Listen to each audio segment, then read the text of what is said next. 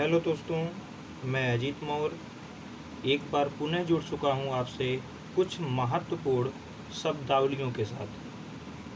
हम देखते हैं कि कुछ ऐसी शब्दावलियाँ हैं जिनको लेकर हम बार बार कंफ्यूज रहते हैं। याद तो रहता है, लेकिन जब 2-3 शब्दावलियों को पूछ लिया जाता है जिसमें हम कंफ्यूज रहते हैं, इसी के निराकरण को लेकर के हम आपके समक्ष जुड़े हैं और देखते हैं। पहली शब्दावली आपके सामने है एमेनोरिया। एमेनोरिया एमेनोरिया का तात्पर्य होता है एक या एक से अधिक मासिक धर्म का ना होना या ऐसी स्थिति जिससे महिला को 15 वर्ष होने पर भी मासिक धर्म का शुरू ना होना।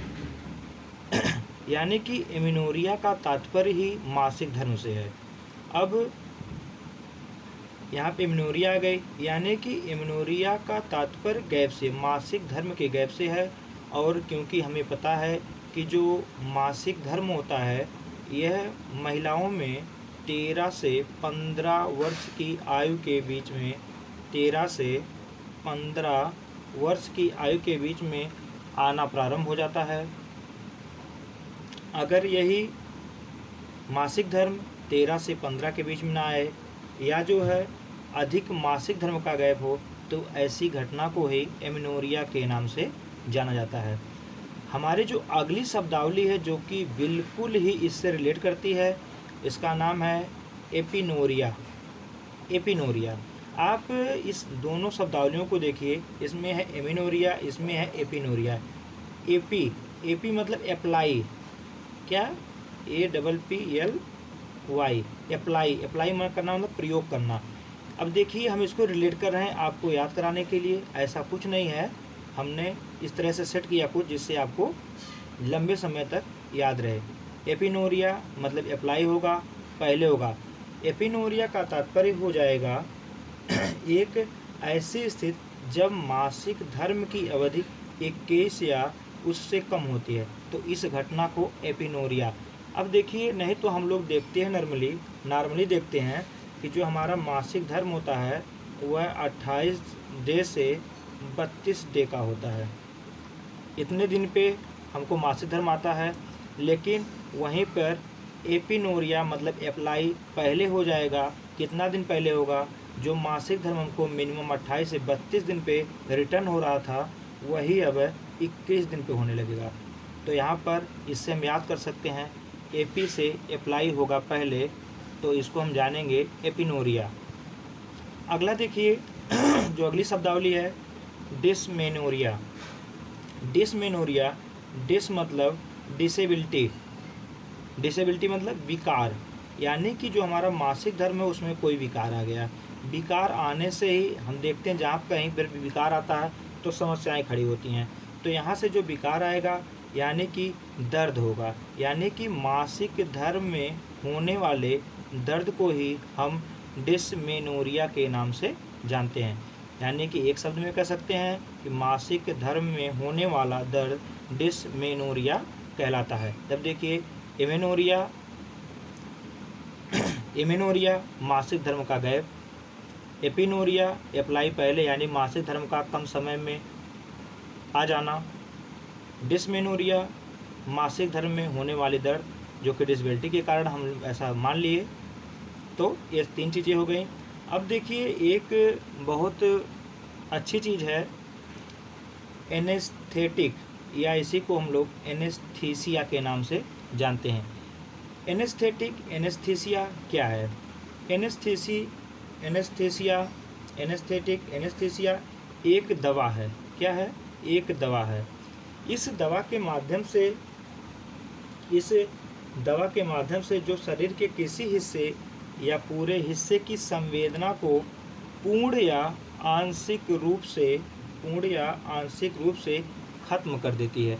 यानी कि जो संवेदनाएं थी, हमको दर्द हो रहा है, हमको कुछ काट रहा है, क्या हो रहा है, इसकी जो संवेदनाएं थी जो हमारे मस्तिष्क तक पहुंच रही, जो हमको दर्द हो रहा था, मस्तिष्क को पता चल रहा था कि काटा जा रहा है, क्या हो रहा है, इन सारी संवेदनाओं को कुछ समय के लिए या शरीर के कुछ पार्ट के आंशिक संवेदनाएं या पूरे शरीर के पूरे भाग की संवेदनाओं को कुछ समय के लिए या उसके और अधिक समय के लिए आवश्यकतानुसार इनको संवेदनाओं को रोकने के लिए जो दवा प्रयोग की जाती है उसी को हम एनेस्थेटिक या एनेस्थेसिया के नाम से जानते हैं। और एक टर्म यहीं पे और आता है एनेस्थेटिस्ट। एनेस्थेटिस्ट वह डॉक्टर जो एनेस्थीसिया दवा को देने में माहिर होता है, उसी को ही हम एनेस्थेटिस्ट कहते हैं। एनेस्थेटिस्ट वह डॉक्टर जो एनेस्थीसिया या एनेस्थेटिक दवा को देने में माहिर होता है। आपको पता होगा कि जो हमारी संवेदनाएं हैं वे तंत्रिका तंत्र के माध्यम से, और उसके लिए आप लोग देखते होंगे जो हमारे रीढ़ की हड्डी होती है इसके बीच में सर्वाइकल नर्व्स गुजरी होती हैं, और यह जो है हम लोग जनरली देखते हैं जब गर्भावस्था में अगर किसी का सिजेरियन डिलीवरी होती है तो उसके नीचे के अंगों को संवेदना को समाप्त करने के लिए उनकी रीढ़ की हड्डी में, कमर पे रीढ़ की हड्डी में इंजेक्शन दिया जाता है। इंजेक्शन के रूप में क्या दिया है? एनेस्थीसिया दिया जाता है। एनेस्थीसिया को वो जो हमारे रीढ़ की हड्डी होती है, रीढ़ की हड्डी के बीच जो सर्वाइकल नर्व्स गुजरती है उसी में देना होता है। तो इसके लिए इस दवा को देने के लिए एक माहिर, एक स्पेशलिस्ट डॉक्टर की आवश्यकता होती है जिसे एनेस्थेटिस्ट के नाम से जानते हैं। चलिए अगला देख लीजिए। यहाँ पे आपको दो चीज़ दिख रहा होगा, मायोपिया और हाइपरमेट्रोपिया। मायोपिया हाइपरमेट्रोपिया में आपको कन्फ्यूजन नहीं होगा। मायोपिया को ही हम लोग निकट दृष्टि दोष के नाम से जानते हैं, निकट दृष्टि दोष के नाम से जानते हैं। वहीं पर हाइपरमेट्रोपिया को हम लोग दूर दृष्टि दोष के नाम से जानते हैं। ये कन्फ्यूजन आपको नहीं होगा, पता है। लेकिन जहाँ पे कन्फ्यूजन होता है, जो कि आपसे क्वेश्चन पूछा जाता है, क्योंकि आपके परीक्षा में टीजीटी में आपके जीएस भी ऐड हो गया है।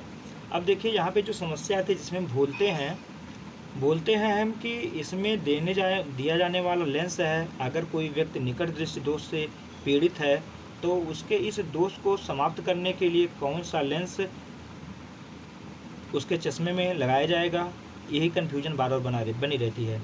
अगर हम बात करें मायोपिया यानी कि निकट दृष्टि दोष में, और यहाँ पे हमारा दूर दृष्टि दोष है, देखिए इसके लिए एक ट्रिक हमारे पास है, 2 के लिए 3, 2 के लिए 3 और 3 के लिए 4। अब देखिए यह ट्रिक क्या है। देखिए यहाँ पे हमको 2 अक्षर दिख रहा है, दा दिख रहा है, रा यानी कि 2 अक्षर है। यहाँ पे देखिए 3 अक्षर है, ना है, का है, टा है, 3 अक्षर हो गया। अब देखिए हम लोग देखते हैं कि 2 प्रकार के लेंस का प्रयोग होता है। एक आपका होता है उत्तल और एक आपका होता है अवतल। अब देखिए इसमें ऊ आधा ता है, लेकिन आधा ता को देखें तो एक ही अक्षर है, यानी कि इसमें 3 अक्षर है। और इसमें देखेंगे अवतल में 4 अक्षर है। अब देखिए जो 2 था, 2 माने जो दूर दृष्टि था, उसके लिए 3 अक्षर वाला यूज होगा, यानी कि उसके लिए उत्तल लेंस प्रयोग होगा। और जो हमारा निकट दृष्टि दोष था, निकट में 3 अक्षर था, मायोपिया में निकट दृष्टि दोष में 3 अक्षर था, 3 के लिए 4 यानी कि अवतल लेंस। चलिए, और अगर आप लोगों को ये हमारे समझाने का तरीका पसंद आया हो तो इस वीडियो को ज़्यादा से ज़्यादा शेयर करें, लाइक करें और चैनल को सब्सक्राइब करें। इसी के साथ वीडियो को एंड करते हैं।